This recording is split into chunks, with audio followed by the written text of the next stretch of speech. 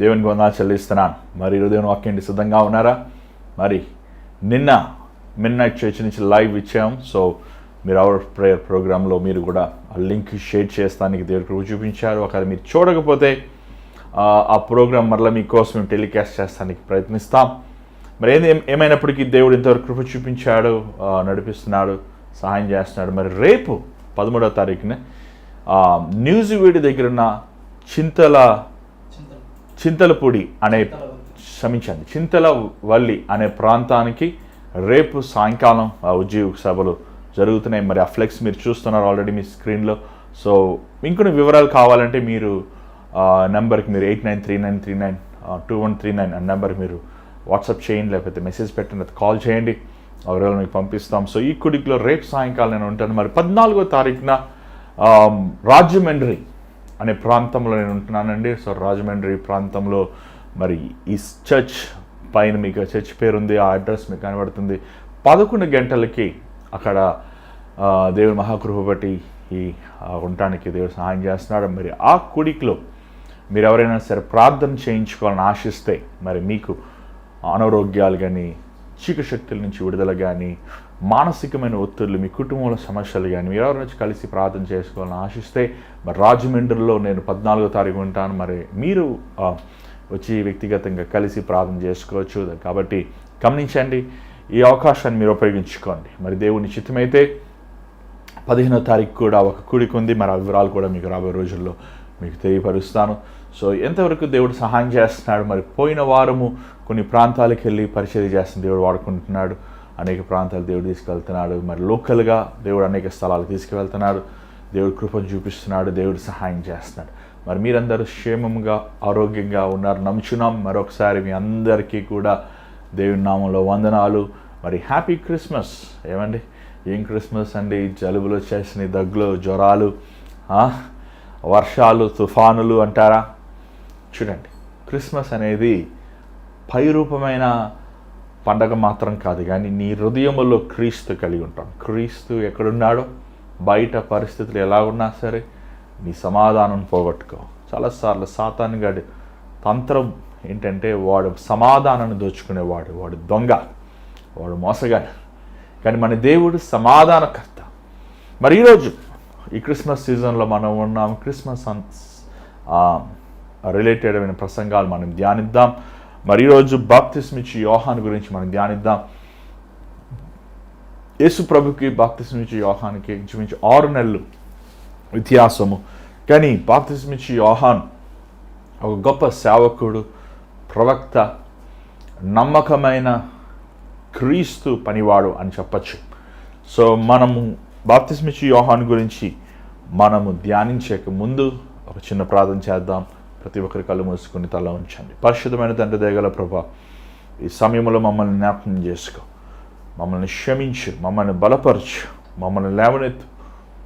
నీ మాటలు నాయన నా నోట్లో ఉంచినాయన, నీ సిలువ చాట మరుగుపరిచి ప్రతి అపవాది క్రియలు లయపరిచి నీ కృపను ఆయన మాకు అనుగ్రహించమని యేసు నామములో అడుగుచున్నాం తండ్రి, ఆమేన్. మరి బైబిల్లో మనం చూస్తున్నాం, బాప్తిస్మ ఇచ్చే యోహాను పుట్టుక కూడా ఒక ప్రత్యేకమైన పుట్టుక. కానీ యేసు ప్రభులాగా కాదు. యేసు ప్రభు పుట్టుక ఇంకా విశేషమైనది. కన్య గర్భాన ఆయన జన్మించాడు. కానీ బాప్తిస్మ ఇచ్చే యోహాను వృద్ధాప్యమైన తల్లిదండ్రులకు పుట్టినవాడు. సో మనం లూకా సువార్త 1వ అధ్యాయం 5వ వచనం చూద్దాం. ఈ బైబిల్లో మీరు కూడా తెరవండి, మాతో పాటు మీరు కూడా చదవండి. లూకా 1వ అధ్యాయం 5వ వచనం. యూదా దేశపు రాజైన హేరోదు దినములలో అబ్బియా తరగతిలోనున్న జేకర్యా అను ఒక యాజకుడుండెను. అతని భార్య అహరోను కుమార్తెలలో ఒకతే. ఆమె పేరు ఎలిజబెతు. వీరిద్దరూ ప్రభు యొక్క సకలమైన ఆజ్ఞల చొప్పునను న్యాయవిధుల చొప్పునను నిరపరాధులుగా నడుచుకొనుచు దేవుని దృష్టికి నీతిమంతులై ఉండిరి. ఎలిజబెతు గొడ్రాలైనందున వారికి పిల్లలు లేకపోయిరి, మరియు వారిద్దరు బహుకాలము గడిచిన వృద్ధులైరి. చదవండి. జేకర్యా తన తరగతి క్రమము చొప్పున దేవుని ఎదుట జకర్యా తన తరగతి క్రమము చొప్పున దేవుని ఎదుట యాజక ధర్మము జరిగించుచుండగా యాజక మర్యాద చొప్పున ఉమ్. ప్రభు ఆలయంలోనికి వెళ్ళి ధూపము వేయుటకు అతనికి వంతు వచ్చెను. చాలు. ఇక్కడ హేరోదు సమయంలో హేరోదు ఏం చేశాడంటే దేవుని మందిరంని, సొలొమోను కట్టిన మందిరంని మరల దాన్ని తిరిగి కట్టారు. అందుకే యూదులు హేరోదుని చాలా మెచ్చుకుంటాం, హేరోదుని వారి దేవుడిగా ఆరాధిస్తూ మనం చూస్తున్నాం. అంత మాత్రము కాదు, ఆ హేరోదు సమయంలో ఇంచుమించు 20,000 యాజకులు ఉన్నారు. అంటే లేవి సంతతి. మనం అక్కడ చూసినట్లయితే ఏమంటే మొదటి దేవంతాంతములు 23-24 వచనంలో మనం చూసినట్లయితే మనకు అర్థమవుతుంది ఈ అభిజయ్ ఎవరు, వీరు ఈ యాజకతనం ఎవరు, వీరు ఏం చేశారు, వీరు ఎలాగ వారి వంశలేఖ ఏంటి అని అనేకమైన మనం చూడగలుగుతాం. ఇక్కడ చూసినట్లయితే వీరు ఆ 20,000 మంది పోట్లాడుకునేవారంట. నాకు రావాలి, నేను చేస్తాను యాజకతనం, నేను చూస్తానని.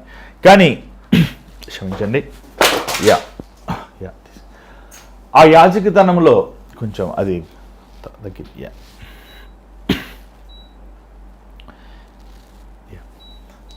సో యాజకతనం మనం చూసినట్లయితే వీరు 2 సంవత్సరాలు ఒకసారి, 3 సంవత్సరాలు ఒకసారి వీరు వెళ్ళి మందిరములో వారు చేయాల్సినవి ధూపములు వెలిగిస్తాము కానీ అక్కడ పనులలో వారు పాలు పొందేవారు. అది ఒక గొప్ప భాగ్యముగా ఎంచేవారు. ఇక్కడ మందిరములో మనం ఒక యాజకుని చూస్తున్నాం. ఈయన పేరు జకరయ్య, తన భార్య పేరు ఎలిజబెత్ అహరోను వంశస్థురాలు. ఏమండి, అహరోను వంశస్థురాలు. ఇద్దరు ఏర్పరచబడే వారు, కోరుకునబడిన వారు. కానీ వీరు దేవునికి భయపడేవారు.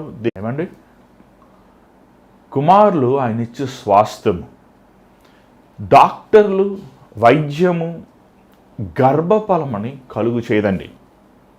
అలా కలుగు చేయగలిగిన వారైతే చచ్చిపోయేవారు కూడా జీవం ఇవ్వగలరు. జీవాన్ని ఒప్పించేది దేవుడు మాత్రమే. జీవము దేవుడి సంబంధమైనది. ఆయనలో జీవం ఉండెను, ఆ జీవము మనుషులకు వెలుగై ఉండెను. కానీ వీరు దేవుని ఎదుట నిందారహితం ఉన్నప్పటికీ ఎందుకు దేవుడు వీరిని ఆలస్యం చేశాడు? చాలాసార్లు మనం అంటుంటాం కదండి, అన్నీ లేట్ అయిపోతున్నాయండి, మా లైఫ్లో అన్నీ లేట్ అయిపోతున్నాయండి. ఒక ఆయన అన్నాడు, నాతో పాటు చదువుకున్న వాళ్ళందరూ స్థిరపడిపోయారండి, నాకు ఇంకా పెళ్ళి కాలేదు, నేను ఇంకా లోకరీతిగా స్థిరపడలేదు, ఎందుకు నన్ను దేవుడు ప్రేమిస్తలేదా? ఏమో జకరియా అలా అనుకున్నాడేమో, ఎలిజబెత్ అలా అనుకున్నదేమో, కానీ ఖచ్చితంగా వారు అనుకుని ఉండరు. అలా అనుకుంటే దేవుని ఎదుట వారు నిందారహితులుగా ఉండేవారు కాదు. వారు పోల్చుకోలేదు. వారికి తెలుసు దేవుడు విలువైన వాటిని ఇవ్వాలంటే సమయం తీసుకుంటాడని. ఏమండి, దేవుడు విలువైన వాటిని మనకి ఇవ్వాలని ఆశిస్తున్నాడు, శ్రేష్టమైన వాటిని మనకి ఇవ్వాలని ఆశిస్తున్నాడు, మేలైన వాటిని మనకి ఇవ్వాలని ఆశిస్తున్నాడు. ఈరోజు చాలామంది దేవుడి దగ్గరికి వెళ్ళి ఉపవాసం అని ప్రార్థన చేసుకున్నట్టునే, ఏది ప్రభా నేను ప్రార్థన చేసుకున్నాను నాకు ఇవ్వలేదు ఎందుకు అని దేవుడితో గొడవ వేసుకుంటుంటారు. చూడండి, దేవుడు నువ్వు అడిగినది ఇవ్వలేదంటే దేవుడు నీకు విలువైనది ఇవ్వాలని ఆశిస్తున్నాడు. ఒకసారి ఒక ఆర్ట్ వేసే ఆయన స్టూడియోకి వెళ్ళాల్సి వచ్చింది. అక్కడ చాలా ఆర్ట్స్ ఉన్నాయి.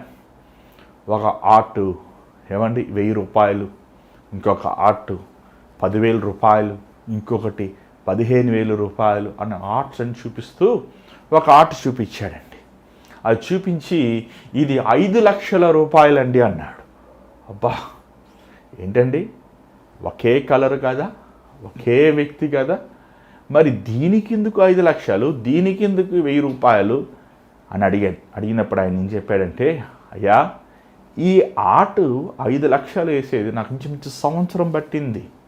సంవత్సరం వరకు ఎంతో సమయం తీసుకుంటూ దానిని నేను పరిపూర్ణతలో తీసుకురావాల్సి చాలా సమయం పట్టింది. చూసారా, దేవుడు మన జీవితంలో కూడా అంతే. మనకి ఏదన్నా ఒకటి ఆలస్యం చేస్తున్నట్టుంటే అది విలువైన వాటిని మనకి ఇవ్వాలనుకుంటున్నాడు, శ్రేష్టమైన వాటిని మనకి ఇవ్వాలని ఆశిస్తున్నాడు. బైబిల్లో మనం చూస్తున్న మనోహ ఏమండి, వారు తన భార్యకి సంసోనుని వారు కూడా గర్భఫలము గొడ్రాలుగా ఉన్నప్పుడు దేవుడు వారికి ఇచ్చాడు. హన్నాను మనం చూస్తున్నాం. గొడురాలుగా ఉన్నప్పుడు దేవుడు విలువైన కుమారునిచ్చాడు. చాలాసార్లు గొడురాలుగా ఉంటున్నప్పుడు అండి మేము చాలామంది సహోదరులుగా పుట్టినప్పుడు పిల్లలు పుట్టినప్పుడు చాలామంది అనుకుంటారు అది సహోదరుల లోపమే అని. కాదు కాదు కాదు కాదు ఒకసారి అలాగే జరిగింది. విడాకుల వరకు వెళ్ళిపోయారు. విడాకుల వరకు వెళ్ళిపోతుంటే ఆ డాక్టర్ దగ్గర నుంచి మెడికల్ సర్టిఫికేట్ తీసుకొచ్చింది ఆ సహోదరి. తీసుకొచ్చి, చూడండి జడ్జి గారు, నాకు ఏ లోపము లేదు అంటే ఆ కోర్టు జడ్జు ఆ పురుషుణ్ణి కూడా మెడికల్ సర్టిఫికేట్ తీసుకురమ్మన్నారు. తీసుకొచ్చినప్పుడు లోపం పురుషుల్లోనే ఉంది. కానీ ఈరోజు చూడండి, మన దేశంలో పురుషులు లోపం ఉంటే అది బయట చెప్తానికి అవమానము, సిగ్గుగా ఎంచుతుంటారు. చాలామంది పురుషులు వారు భాగస్వాములు వారి భార్యల మీద నిందనేసేస్తుంటారు. చూడండి, దేవుడు గర్భఫలముని కలుగు చేయవాడు. నీ శరీరంలో ఉన్న లోపముని సరిచేయగలిగిన వాడు. నీ జీవితంని మార్చగలిగిన వాడు. చూడండి, ఖచ్చితంగా కొంతమంది అనారోగ్యం ఉండొచ్చు, కొంతమందికి శాపం ఉండొచ్చు, కొంతమంది వారి తరతరాలమైన కీడు ఉండొచ్చు. అది ఏమైనప్పటికీ యేసు ప్రభు రక్తము సకల పాపముల నుంచి, అపరాధముల నుంచి, దోషం నుంచి, వ్యసనముల నుంచి విడుదల చేయగలిగినది. అందుకే భార్యాభర్తలు, ముఖ్యంగా బిడ్డలు లేని వారు, మీరు నిరాశ చెందుతూ మానేసి మోకరించి ఉపవాసం ఉండి ప్రార్థన చేయండి. ఉపవాసం ఉండి దేవుని సన్నిధిలో మొరపెట్టండి. ఈరోజు చాలామంది తెలివిపోయింది కదా, డాక్టర్ దగ్గరికి వెళ్తారు, ఐవీఎఫ్ అంటారు. ఏమండి, చూడండి, ఐవీఎఫ్ చేసిన మందులు వాడినా అవి పని చెయ్యాలంటే దేవుని కృప ఉండాలి. ఎంతోమంది ఈరోజు అలాగ టెస్టులు చేసుకుని, లేకపోతే అలాగ వారు ధనముని పోగొట్టుకుంటూ, మనశ్శాంతిని పోగొట్టుకుంటూ, ఆరోగ్యాన్ని పోగొట్టుకుంటున్నారు. కానీ ఇక్కడ చూసినట్టయితే ఎలిజబెత్ కానీ, జకరయ్య కానీ, వీరు ఎక్కడ దేవునిని దూషించలేదు, దేవుని అవమానించలేదు. జకరయ్య మూలుగుతూ ఇంకంతే దేవుడి మీద కోపం పెట్టేసుకుని నేను దేవుని పని చేయను అని దేవుని మీద ఆయాసం పెట్టుకోలేదు. వారు దేవుని ధర్మశాస్త్రం ప్రకారము నడుస్తున్నారు. వారిద్దరూ వృద్ధులు అని రాయబడి ఉంది. ఏమంటే 80 సంవత్సరాలు వృద్ధులు వీరు. స్త్రీ ధర్మం ఆగిపోయింది. ఎలిజబెత్ అసాధ్యం. కానీ వాగ్దానం ఇచ్చిన ప్రభు ఏమంటే మాట తప్పనివాడు. ఆకాశం భూమైనా గతించను కానీ నా మాటలు గతించవు. నేను మానవున్నా అబద్ధం ఆడటానికి. చూడండి, ఈ టెస్టింగ్ పీరియడ్, ఈ వెయిటింగ్ టైం, దేవుడు కార్యము చేసే వరకు మనం ఆగి ఉండాలి. నీకు దేవుడు ఇచ్చేవి ఆలస్యం చేస్తున్నాడు అనుకోండి, అదేమైనా సరే, నీకు తెలుసా, నీ మరణము కూడా దేవుడు ఆలస్యం చేస్తున్నాడు. నీ చావు కూడా దేవుడు ఆలస్యం చేస్తాడు. చాలామంది చూస్తానండి, వాళ్ళు త్వర అన్నీ అయిపోతాయి వారి జీవితంలో, చావు కూడా త్వరగా అయిపోతుంది. దేవుని మీద ఆయాసం పెట్టుకోదండి, దేవుడిని దూషించొద్దు. రోజు దేవుని మందిరములో ఆయన ధూపవేదములు వెలిగించి ఆయన ప్రార్థిస్తున్నప్పుడు 11వ వచనం మనం చూసినట్లయితే, చదవండి ఆ మాట. ధూప సమయమందు ప్రజల సమూహమంతయు వెలుపల ప్రార్థన చేయుచుండగా ప్రభువు దూత ధూపవేదిక కుడివైపున నిలిచి అతని కనబడగా జకరియా అతని చూచి తొందరపడి భయపడిన వాడాయను. అప్పుడు ఆ దూత అతనితో, జకరియా, భయపడకము, నీ ప్రార్థన వినబడినది. నీ భార్య అయిన ఎలిజబెతు నీకు కుమారుని కనును, అతనికి యోహాను అని పేరు పెట్టుదువు. అతడు ప్రభువు దృష్టికి గొప్పవాడై ద్రాక్షారసమైనను మద్యమైనను త్రాగక తన తల్లి గర్భమును పుట్టినది మొదలుకొని పరిశుద్ధాత్మతో నిండుకొనిన వాడై ఇశ్రాయేలులలో అనేకులను ప్రభువైన వారి దేవుని వైపునకు త్రిప్పును. మరియు అతడు తండ్రుల హృదయములను పిల్లల తట్టునకును అవిధేయుల నీతిమంతుల జ్ఞానము ననుసరించుటకును త్రిప్పి ప్రభువు కొరకు అయత్తపడి ఉన్న ప్రజలను సిద్ధపరచుటకై ఏలియా యొక్క ఆత్మయు శక్తియు గలవాడై ఆయనకు ముందుగా వెళ్ళును గనుక నీకు సంతోషమును మహా ఆనందమును కలుగును. ఇక్కడ ఈయన దేవుని ఆరాధిస్తున్నప్పుడు, ఆవాజ్ మన ముందు వచ్చి చూడగలుగుతున్నాం. దేవుని స్తుతిస్తున్నప్పుడు, దేవుని మందిరములో దేవుని మహిమపరుస్తున్నప్పుడు, దేవుని సన్నిధి, దేవుని దేవదూత గాబ్రియేలు జకరియా కనబడి, జకరియను భయపడద్దు, నీ ప్రార్థనలు దేవుడు ఆలకించాడు, నీ భార్య ఎలిజబెత్కి కుమారుడు కలుగుతాడు, తన పేరు యోహాను అని ఎంత చక్కగా చెప్తున్నాడు చూడండి. ఎంత చక్కగా దేవుడు మాట్లాడుతున్నాడు. తను పుట్టాక పరిశుద్ధాత్మతో నింపబడడం కదండి మనందరం, కానీ పుట్టుకకు ముందే బాప్తిజం ఇచ్చి యోహాను పరిశుద్ధాత్మతో నింపబడ్డాడు. అంత మాత్రం కాదు, మీరు చూసినట్లయితే అనేక మంది ఇశ్రాయేలీని దేవుని దగ్గర తీసుకొచ్చేవాడు. ఏమండి అక్కడ చూసినట్లయితే ఏమండి, the spirit and the power of Elijah అని ఉంది. ఏమండి, ఏలియా మీద ఉన్న పరిశుద్ధాత్ముడు శక్తి, దేవుని కృపను, దేవుని ప్రత్యేకతను యోహాను కలిగి ఉంటాడు అనే విశేషతను, ఈ విషయాలను జకరియా చెప్తుందండి. చెప్తున్నప్పుడు దేవదూతను తెలుస్తుంది. దర్శనం కాదు, కనపడుతున్నాడు దేవదూత.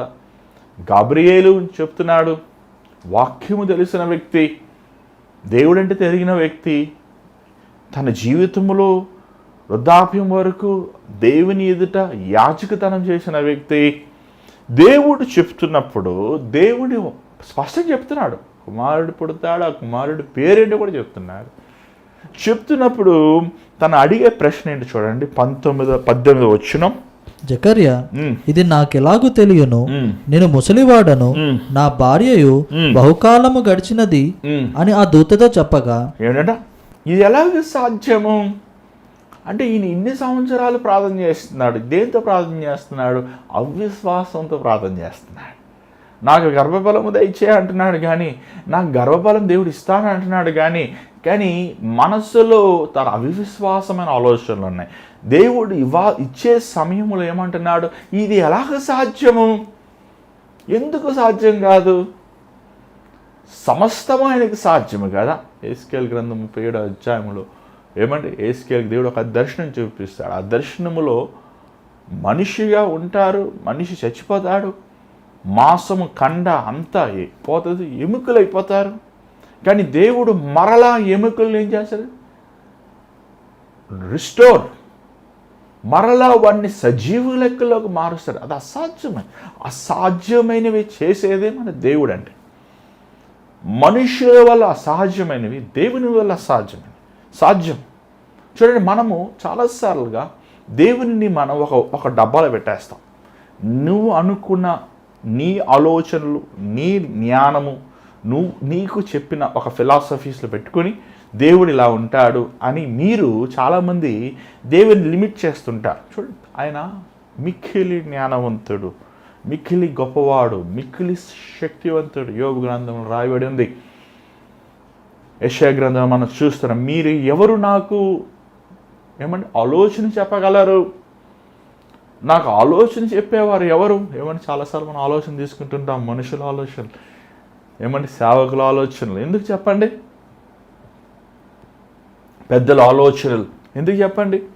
మనం ఏమి చేయాలో మనకు అర్థం కాదు. అలాగే దేవుడికి ఆలోచన చెప్పేవాడు ఎవరున్నాడు?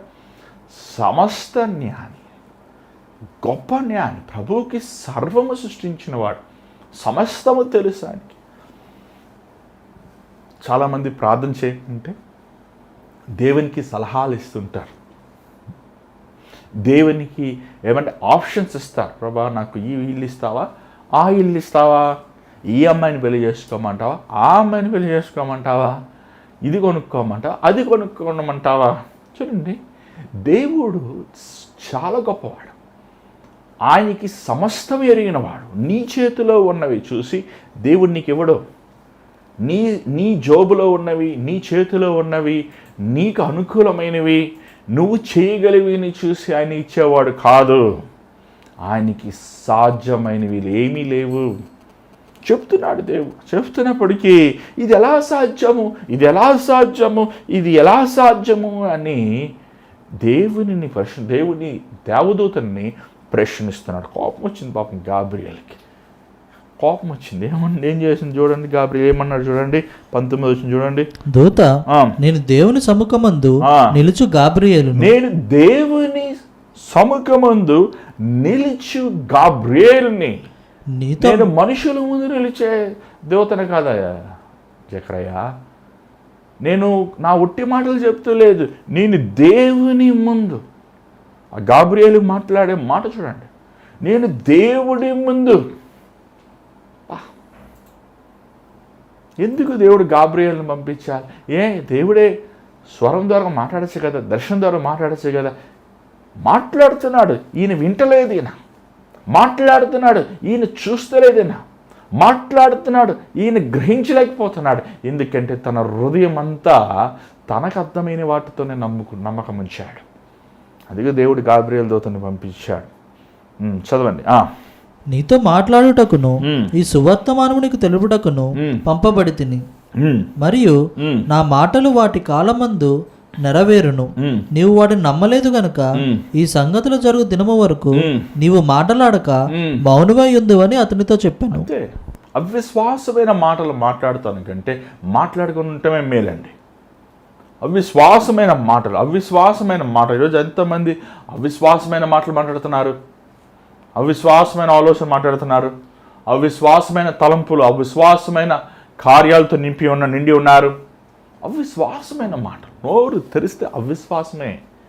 జరగదు, అంతే ఇంతే, కురుంగుదలైన మాటలు, డిప్రెషన్ మాటలు, ఏమండి దూషణ మాటలు. చూడండి, ఈ మాటలకి జీవము మరణము దేవుడు ఇచ్చాడు. దేవుడు జకరయ్యకి అధికారం ఇచ్చాడు.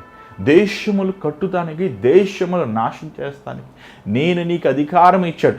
కానీ జకరయ్య ఏమని మాట్లాడాలి? దేవుని చిత్తము జరుగునుగాక హల్లెలూయా అనాల్సిన మానేసి అవిశ్వాసమైన మాటలు మాట్లాడుతున్నాడు. కాబట్టి దేవుడు ఏం చేశాడు తెలుసా? తను మోగవాడు చేసేసాడండి. ఈరోజు చాలామంది దేవుడు మీ పట్ల గొప్ప ఉద్దేశాలు కలిగి ఉన్నాడు. ఆ గొప్ప ఉద్దేశాలు ఎందుకు జరుగుతలేదు తెలుసా? మీ అవిశ్వాసమైన హృదయం వలన. నీ హృదయం ఎలాగుంటుందో నీ ఆలోచనలు ఎలా ఉంటాయి, నీ మాటలు ఎలా ఉంటాయి, నీ క్రియలు ఎలా ఉంటాయి. ఏమొస్తుందిలే చర్చికి వెళ్తే, ఏమొస్తుంది, రోజు ప్రార్థన చేసుకుంటే ఏమొస్తుంది, రోజు బైబిల్ తీసి చదువుకుంటే ఏమొస్తుంది, ఏమొచ్చింది నాకు అని అవిశ్వాసమైన మాటలు. ఈరోజు ఎంతోమంది ఇలాంటి పరిస్థితుల్లో ఉన్నారు. అందుకని జీవితంలో నువ్వు దేవుని సంపూర్ణమైన చిత్తాన్ని, దేవుడు ఇచ్చిన సంపూర్ణమైన ఆనందాన్ని కలిగి ఉండలేకపోతున్నావు. ఇక్కడ మనం చూసినట్లయితే మనం కొంచెం ముందుకు వెళ్దాం. 23వ వచనం చదవండి, 24వ వచనం చదవండి. ఆ ధనములైన పిమ్మట అతని భార్య ఎలిజబెత్ గర్భవతి అయి మనుషులలో నా గుండెన అవమానమును తీసివేయుటకు నన్ను కటాక్షించిన దినములలో ప్రభువు ఇలాగు చేసుననుకుని 5 నెలలు ఇతరుల కంటపడకుండెను. కొంచెం ముందుకు వెళ్దాం. మొదటి అధ్యాయం 57వ వచనం చూద్దాం. మొదటి అధ్యాయం 57వ వచనం. ప్రసవ కాలం వచ్చినప్పుడు ఎలిజబెతు కుమారుని కనెను. అప్పుడు ప్రభువు ఆమె మీద మహాకనికరం ఉంచెనని ఆమె పొరుగువారును బంధువులను విని ఆమెతో కూడా సంతోషించిరి. 8వ దినమున వారు ఆ శిశువుకు సున్నతి చేయవచ్చి తండ్రి పేరును బట్టి జకర్యాను పేరు వానికి పెట్టబోచుండగా తల్లి అలాగవద్దు, వానికి యోహానును పేరు పెట్టవాలనని చెప్పాను. అందుకు వారు, నీ బంధువులలో ఆ పేరు గలవాడెవడను లేడే అని ఆమెతో చెప్పి వానికి ఏ పేరు పెట్టగోరుచున్నావని వాని తండ్రికి సంజ్ఞలు చేసి అడిగిరి. అతడు వ్రాత పలక తెమ్మని వాని పేరు యోహానని రాశాను. మనం చూసినట్లయితే ఎలిజబెత్ అండి పరిశుద్ధాత్మతో నింపబడిన స్త్రీ. ఇక్కడ పెద్దమ్మగా మాట్లాడినట్టు కనబడతలేదు, అనవసరమైన మాట్లాడినట్టు కనబడతలేదు. అసలు ఈరోజు ఎంతమంది సహోదరులు అవనవ్వండి పెద్దమైన మాట, అవసరం లేదు, అసలు పరిస్థితికి ఉపయోగకరం లేని మాట, మేలుకరం లేని మాటలు, అనవసరముగా గలగల మాటలు. ఆ ఫోన్లో దొరికినాయి గలగలగల డబ్బులు కట్టి గలగలగల మాటలు, పక్కలతో మాటలు. ఏమండి ఈ మాటల్లో ఏమండి పాజిటివిటీ ఉందా? ఏమన్నా ఒక మంచి ఆనందించేవి ఏమైనా ఉన్నాయా? లేవు. కొండేలు మాటలు, అసూయ మాటలు, ఈర్ష్య మాటలు, కృంగపరిచే మాటలు, దూషించే మాటలు, బూతు మాటలు, కలవరపెట్టే మాటలు. ఏం మాటలు మాట్లాడుతున్నావు నువ్వు చెప్పు? నీ మాటలు పరిశుద్ధపరచబడినయా? నువ్వు హృదయం మారిందా? నీ హృదయంలో దేవుని వాక్యం ఉంటే నీ మాటలు కూడా దేవుని వాక్యముతో నింపబడి ఉంటాయి. దేవుని వాక్యముని వినువాడు, దేవుని వాక్యము గ్రహించుకునేవాడు మాటలు సహనముతో ఉంటాయి, ఓర్పుతో ఉంటాయి, సమాధానంగా ఉంటాయి, దీవించే వాటిగా ఉంటాయి, మేలు చేయుగా ఉంటాయి, ఆదరించే మాటలు ఉంటాయి, బలపరిచే మాటలు ఉంటాయి, ఉత్సాహపరిచే మాటలు ఉంటాయి. ఈరోజు చూడండి, మన మాటలు సరిలేవండి. ఎలిజబెత్ ఇక్కడ అసలు ఆమె ఎక్కడ వ్యర్థమైన మాట మాట్లాడినట్టు కనబడుతుంది. జకరియా మాట్లాడినప్పటికీ ఏమండి, ఆమె అక్కడ చూడండి, ఆమె ఆ 8వ రోజు సున్నతి చేయాల్సి వచ్చినప్పుడు ఆమె ఒకే మాట్లాడింది, ఇతడు యోహాను అని పిలవండి. జకరియా అని పిలుస్తాడు, లేదు యోహాను అని పిలవండి. దేవదూత ఎవరు చెప్పింది ఈ మాట యోహానని? జకరియా చెప్పింది, ఎలిజబెత్ చెప్పలేదు. కానీ ఎలిజబెత్ ఏమంటుంది? గ్రహించుకుంది తన దేవుని చిత్తంని. చాలాసార్లు మనం అనుకుంటాం, దేవుడు నా మొహమ్మకి కనబడితే నేను చాలా గ్రేటు. కాదు. దేవుడు మొహమ్మకి ఎందుకు కనబడుతున్నాడు? నువ్వు లోపడతలేదు కాబట్టి కనబడుతున్నాడు, నువ్వు తిరగబడుతున్నావు కాబట్టి కనబడుతున్నాడు. నువ్వు దేవునితో అన్యోన్య సహవాసం ఉన్నప్పుడు, నువ్వు దేవుని మనసు కలిగి ఉన్నప్పుడు, పరిశుద్ధాత్ముడికి నీ శరీరము, నీ దేహము, నీ సమస్తము నువ్వు సమర్పించినప్పుడు, దేవుడు నీలో ఉన్నప్పుడు నువ్వు దేవుని మెల్లని స్వరం ఆటోమేటిక్గా నువ్వు వింటావు. నువ్వు దేవుని చిత్తంలోనే పలుకుతావు, నువ్వు దేవుని చిత్తంలోనే నడుస్తావు, నువ్వు దేవుని చిత్తంలోనే చూస్తావు, నువ్వు దేవుని చిత్తంలోనే నువ్వు ఉంటావు. తను ఏంటి? యోహాను అని పిలవండి. వారు అన్నారు అక్కడ. అది చూసినట్లయితే ఎవరు లేరు కదా ఆ పేరు అన్నప్పుడు అక్కడ మళ్ళీ జవాబు ఇవ్వలేదు. ఆమె జవాబు ఇవ్వలేదు వాళ్ళకి. ఏంటి అలాగంటారు ఏంటి? నా కొడుకు నేను పెట్టుకుంటాను మీరేంటి అని అనలేదు. అక్కడ మౌనంగా ఉంది, మౌనంగా ఉంది. ఆ యోహాను అన్నప్పుడు వెంటనే జకరియా ఏం చేశాడండి? అవునవును, అదే నేను మర్చిపోయాను, అదే పేరు ఏమండి అక్కడ పలక మీద రాశాడంట యోహాను అని. ముందే మాట్లాడుకోలేదు, మర్చిపోయాడు. ఏమండి దేవుడు చేసిన మేలు మర్చిపోతారు, దేవుని గొప్పతనాన్ని మర్చిపోతారు, దేవుని వాక్యాన్ని మర్చిపోతారు. మనుషులు ఏమన్నా ఆయాసమైన మాటలు ఆయన్ని గుర్తుపెట్టుకుంటారు. ఏమండి పలానా రోజు, పలానా సమయం, పలానా సెకండ్ నువ్వు అలాగన్నావు కదా, నువ్వు ఇలాగన్నావు కదా, పలానా అలా చేసావు కదా, నువ్వు ఇలా చేసావు కదా, అవి గుర్తుపెట్టుకుంటారు. ఏమండి మేలు గుర్తుపెట్టుకోరు. ఎన్నిసార్లు నీ భర్త నిన్ను ప్రేమించాడో గుర్తుపెట్టుకోరు. ఎన్నిసార్లు నీ భార్య నీకు లోబడిందో, ఏమని నీతో కాపురం చేసిందో గుర్తుపెట్టుకోరు. కీడు గుర్తుపెట్టుకుంటారు. చాలా మనుషుడి తత్వమే అంత. ఏమండి కానీ ఎప్పుడైతే యోహాను అని ఎలిజబెత్ అనిందో జకరియా వెంటనే ఏమండి పలక తీసి రాసేసాడంట యోహాను అని. అందరూ ఆశ్చర్యపోయారు. ఏమండి నీకు తెలుసా, ఈ లోకంలో మన పేర్లండి దేవుడు పెట్టిన పేర్లుగా ఉండాలి. చాలామంది పేర్లు మార్చుకుంటారు. పేర్లు హృదయం మారకుండా పేర్లు మారటం వల్ల ఏం ప్రయోజనం?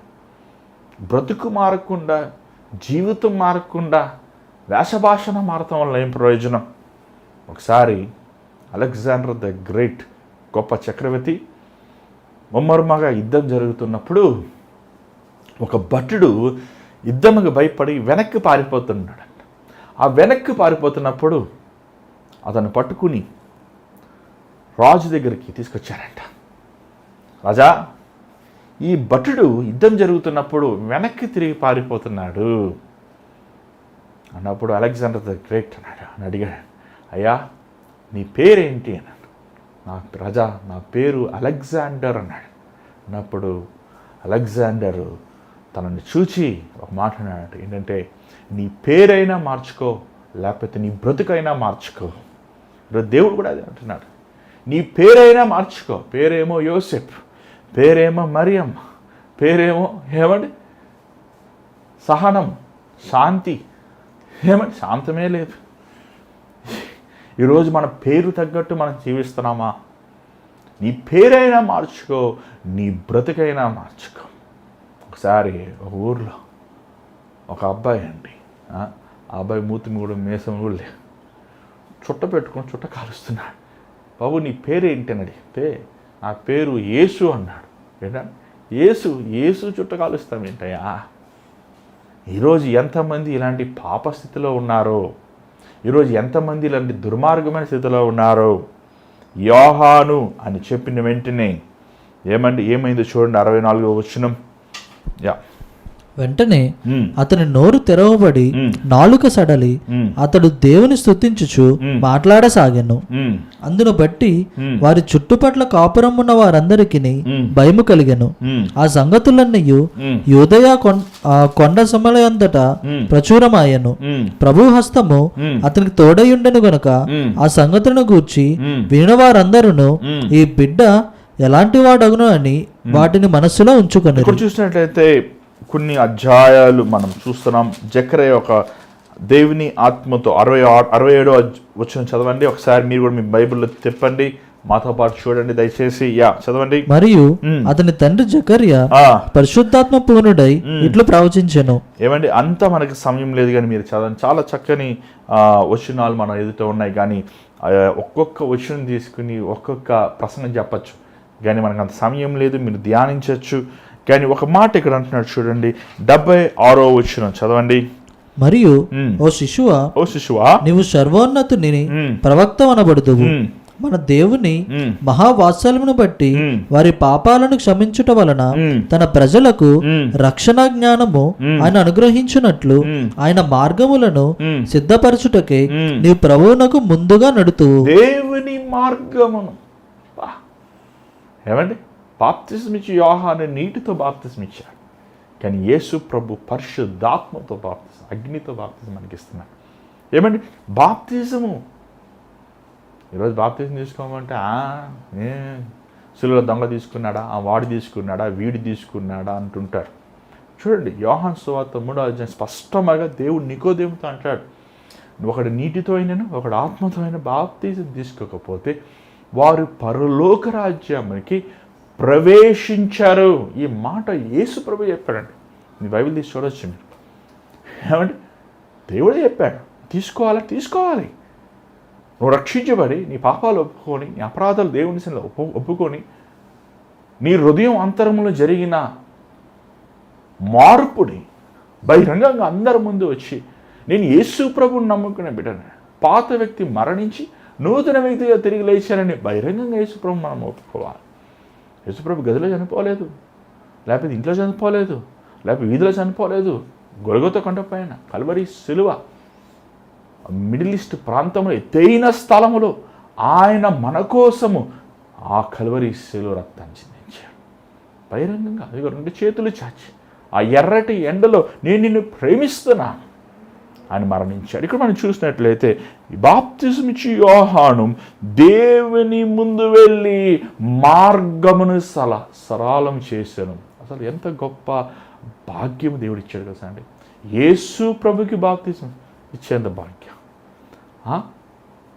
ఆయన అంటాడు, నేను చెప్పులు ఇప్పుతాను కూడా అర్హమైన వాడిని కాను, నేను ఆయన చెప్పులు ఇప్పుతాను కూడా నేను అర్హత లేదంటాడు బాప్తిజం. నువ్వు హెచ్చాల్సిందే, నేను తగ్గాల్సిందయ్యా. చూసినట్లయితే యేసు ప్రభు కూడా ఒక మాట అన్నారు చూడండి. మన లూకా సువార్తలో కూడా చూస్తున్నాం, మత్తయిలో కూడా చూస్తున్నాం. లూకా 7వ అధ్యాయంలో చూడండి ఒకసారి, 7:28. స్త్రీలు కనిన వారిలో యోహాను కంటే గొప్పవాడు ఎవడునూ లేడు. స్త్రీలు కనిన వారిలో యోహాను కంటే గొప్పవాడు ఎవరునూ లేడు. యేసు ప్రభు చెప్తున్నాడు ఆ మాట. ఎంతో గొప్ప మాట అండి. అసలు ప్రభు ఈరోజు నీ గురించి ఏం చెప్పగలడు, నీ జీవితం గురించి ఏం చెప్పగలడు? బలానమ్మకమైన మంచి దాసుడా అని చెప్పగలడా? నా పరిచర్యలో, నా సేవలో నువ్వు యథార్థముగా జీవిస్తున్నావు, నా మహిమను దోచుకోకుండా, నా స్థానమును దోచుకోకుండా నువ్వు దీనముగా పరిశుద్ధంగా ఉన్నావు అని దేవుడు చెప్పగలడా? కొన్నిసార్లు నాకు ఆశ్చర్యం వేస్తుంది. స్త్రీలలో కనిన వారిలో అందరికంటే బాప్తిస్మమిచ్చి యోహాను గనుడు అని దేవుడు చెప్పినప్పుడు ఆయన అంటాడు, యేసు ప్రభు చెప్పులు ఎప్పుతాను కూడా నేను అర్హుని కాదని. మరి అంత గొప్ప ఆయన అంత పెద్ద మాట అంటే మనలాంటి వారు అసలు యేసు ప్రభు తొక్కిన మట్టి తొక్కుతానికి కూడా ముట్టుకుంటానికి కూడా అర్హత ఉందా? పాత నిబంధనలో దేవుని పేరు రాయబడలేదు. కారణం ఏంటంటే ఆయనను మనం పేరు పెట్టి పిలిచే హక్కు లేదండి. You know that. ఉన్నవాడని అని ఉంది. ఉన్నవాడని ఐ యామ్ అని పేరు రాయబడలేదు ఎక్కడ. ఉన్నవాడని నేను. కానీ యేసు ప్రభు ద్వారంగా పాప విమోచన మనకు కలిగిన వల్ల మనం పోగొట్టుకున్న ఆ సహవాసం, దేవుని మీద మన మీద ఉన్న దేవుని కోపం తన కుమారుడి మీద చూపించాడు. కాబట్టి ఆయన చిందించిన రక్తము ద్వారా మనం విమోచించబడ్డాం. ఈరోజు నువ్వు వెళ్ళి యేసయ్యా, నానా, తండ్రి, ప్రభువా అని పిలిచే హక్కు ఉంది తెలుసా నీకు? ఆ పిలిచే హక్కు ఉంది. ప్రభువా, దేవా, తండ్రి. ఏమండి, ఈరోజు దేవుడు మనం తన బిడ్డలుగా మనం స్వీకరిస్తున్నాడు. కేవలము యేసు ప్రభు మన కోసము చేసిన యాగము ద్వారా. బాప్తిస్మిచ్చి యోహాను జన్మము చాలా విశేషమైన జన్మం. బాప్తిస్మిచ్చి యోహాను ఎక్కువ రోజులు జీవించలేదు. ఏమండి, ఎక్కువ రోజులు జీవించారండి కఠినంగా బోధించే సేవకులు. ఈరోజు బాప్తిస్మిచ్చి యోహాను గారు ఈరోజు ఉంటే చర్చలన్నీ ఖాళీ అయిపోతాయి తెలుసా మీకు చెప్పాలంటే. ఉన్నట్టు వాక్యం చెప్తే అసలు సగం మంది వాక్యమే వినరు అసలు చెప్పాలి. ఈరోజు మనుషులు వారు పాపస్థితి బయటపడకూడదని ఆలోచిస్తున్నారు. పాపస్థితి బయటపడకుండా దేవుని ఆశీర్వాదాలు పొందుకోవాలి, దేవుని దగ్గర లాభం పొందుకోవాలి, నా మోసమైన జీవితాన్ని నేను కొనసాగించుకోవాలనుకుంటున్నారు. ఈరోజు బోధకులు కూడా అలాగే ఉన్నారు. ఏమండి, ఒక సంఘానికి ఎక్కువ మంది వస్తున్నారంటే కారణం చెప్తాను వినండి, జాగ్రత్తగా వినండి. అక్కడ ఒకటి ఖచ్చితమైన బోధ లేదని చెప్పచ్చు. ఎందుకు తెలుసా అండి? ఎంతమంది ఉన్నారు సిలువ దగ్గర? ఒకళ్ళ ఇద్దరా? ఎంతమంది ఉన్నారు? పేతురు వాక్యం చెప్పడం 5,000 మంది మారారు. కానీ ఏమయ్యారు? శ్రమలు వచ్చినప్పుడు పరుగు చెదిరిపోయిన ఉందాడు వాక్యం. నీ సంఘము, నీ పరిచర్య చిన్నగా ఉందంటే అది స్థిరమైందని జ్ఞాపకం చేసుకో. ఎందుకంటే బంగారం చూడండి, బంగారం ఎవరు టన్నులు కొనుక్కోరు, ఏమన్నా గ్రాముల్లో కొనుక్కుంటాం అంతేనా? అవునుగా, 1 గ్రాము 2 గ్రాములు, లేకపోతే ఇంకా డబ్బులు ఉన్న వాళ్ళు 10 గ్రాములు వాళ్ళు కొనుక్కుంటారు. అంతేకాని రాళ్ళు బండలు కొనుక్కున్నట్టు మరి ఈ సిమెంట్ లారీలు కొనుక్కుంటారేంటి? గడ్డి కొనుక్కుంటారేంటి? ఏమండి, విలువ లేనివి ఎక్కువ ఉంటాయి. ఈరోజు సంఘముల్లో కుప్ప చెత్త. అసలు నన్ను అడిగితే 80% వరకు వచ్చే వాళ్ళంతా నరకానికి వెళ్ళే వాళ్ళే. వాళ్ళు ఎందుకు వస్తారు కూడా అర్థం కాదు.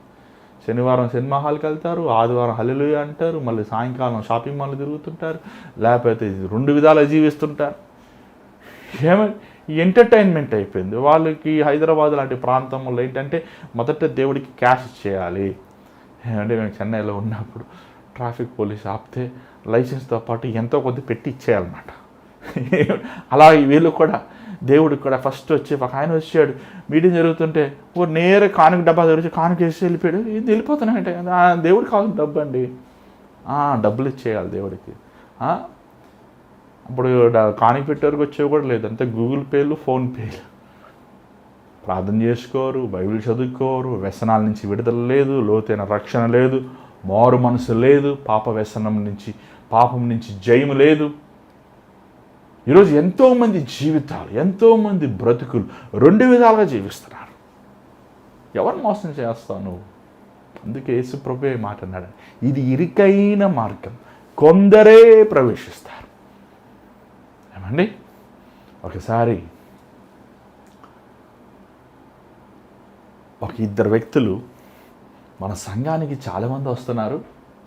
అసలు మన సంఘములో పరలోకానికి వెళ్ళే వాళ్ళు ఎంతమంది ఉంటారు అని ఒక టెస్ట్ చేస్తానికి ఏం చేశారంటే, బాగా ఈ నల్ల డ్రెస్సులు వేసుకున్నట్టు అదేమన్నా వేసుకుంటారు కదండి ఆ టెర్రరిస్టులు, ఆ వేసేసుకొని పెద్ద గన్లు పెట్టుకొని గన్లు తీసుకొని చర్చిలు వచ్చేసారండి.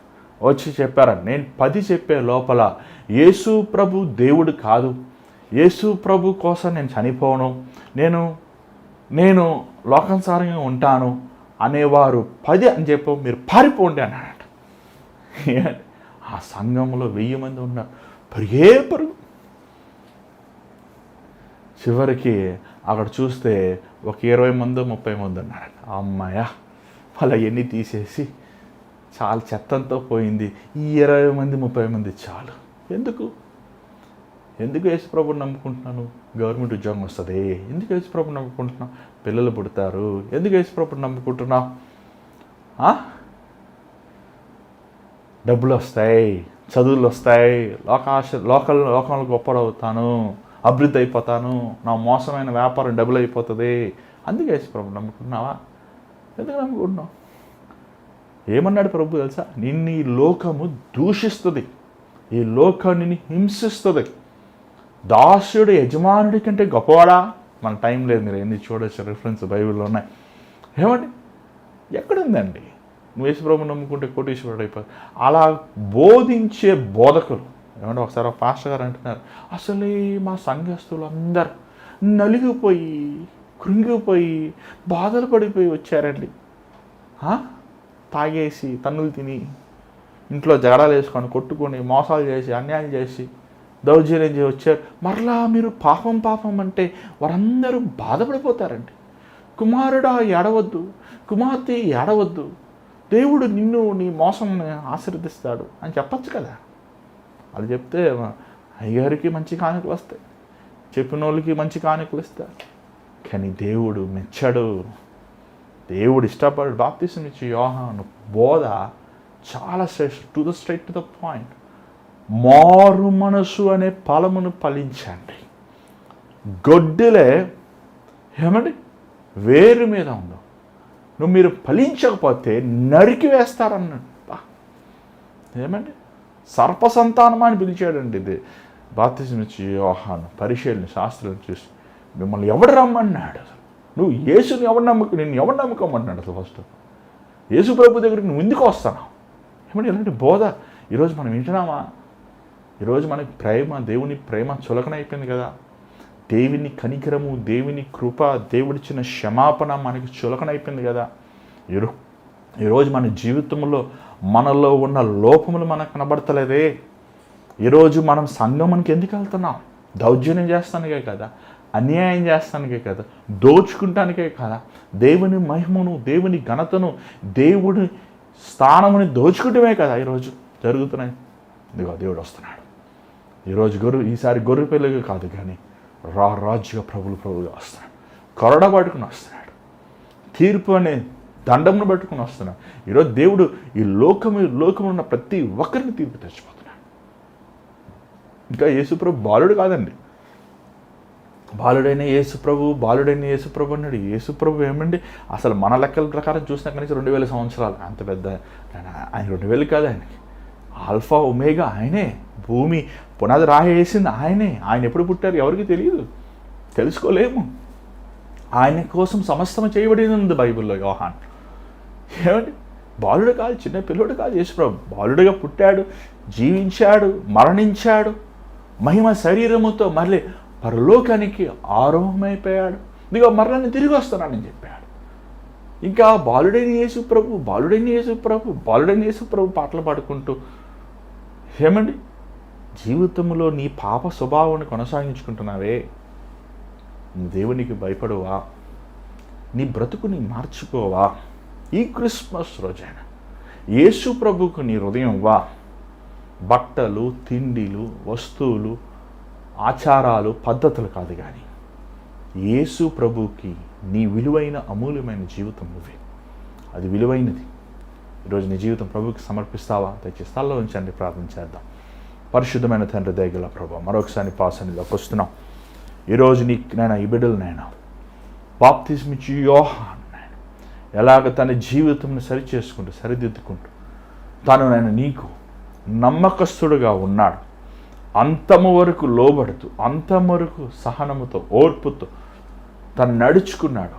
అలా నడుస్తానికి సహాయం చేయను దేవానైనా. ముఖ్యంగా యేసయ్యా ఈరోజునైనా మేమునైనా బాప్తిస్మ ఇచ్చి యోహాను వల్ల రోషముగా నీ కోసం ఫలించువారుగా, అనేక మందిని నీ ఎదుగు నడిపించువారుగా, నీకు మేము అయినా నీ రాకడికి మార్గదర్శులుగా ఉండడానికి సహాయం చేయమని ఇతబడిన వాక్యాన్ని ముద్రించి నీ చిత్తం ఎదురు కలుసుకునే కృప చూపించమని యేసునామములో అడుగుచున్నాం తండ్రి, ఆమేన్. మరియు దేవుడు మీతో మాట్లాడండి, మాకు తెలియపరచండి. మీ ప్రార్థన అవసరతలు మా స్క్రీన్ మీద కనబడుతున్న నెంబర్కి మీరు వాట్సాప్ వాయిస్ మెయిల్ చేయొచ్చు. మరి చాలామంది మీరు ఫోన్ చేస్తున్నారు, చేయొచ్చు. కానీ నేను కొన్నిసార్లు మీటింగ్స్లో ఉంటున్నాను, ప్రయాణాల్లో ఉంటున్నాను. సో మిస్ అవుతే నేను మళ్ళీ మీకు కాల్ చేస్తాను. లేకపోతే మీకు చక్కగా మీరు వాయిస్ మెయిల్ పెట్టండి, లేకపోతే టెక్స్ట్ పెట్టండి, లేకపోతే నాకు కాల్ చేయండి పెట్టండి. నేను వీలు చూసుకుని కాల్ చేస్తాను. మరి ఈ భారమైన పరిచయలో మరి ఇయర్ ఎండ్ మనకు వచ్చేసిందండి. ఈ సంవత్సరం చివరికి వచ్చేసాం. మరి year end ever of prayer కార్యక్రమాల ద్వారంగా మీరు దీవించబడి ఈ కార్యక్రమాలకు ఒక ప్రత్యేకమైన ఒక ఆఫరింగ్ మీరు ఇవ్వాలని ఆశిస్తే మరి స్క్రీన్ మీద కనబడుతున్న మీరు గూగుల్ పే, ఫోన్పే, పేటిఎం అవన్నీ ఉన్నాయి మీకు అక్కడ. ఇంకా వివరాలు కావాలంటే మీ నెంబర్కి కాంటాక్ట్ చేయొచ్చు. దేవునికి కృతజ్ఞత కానుకిస్తాం అనేది ఒక మంచి అలవాటు. సో గమనించండి, మీరు ఆత్మీయంగా మేలు పొందుతున్నప్పుడు ఈ పరిచర్యను మీరు పోషించాల్సిన బాధ్యత ఉందనేది మరి గమనించండి. మరి దేవుని చిత్తం అయితే రేపు కలుసుకుందాం. అంత God bless you, take care.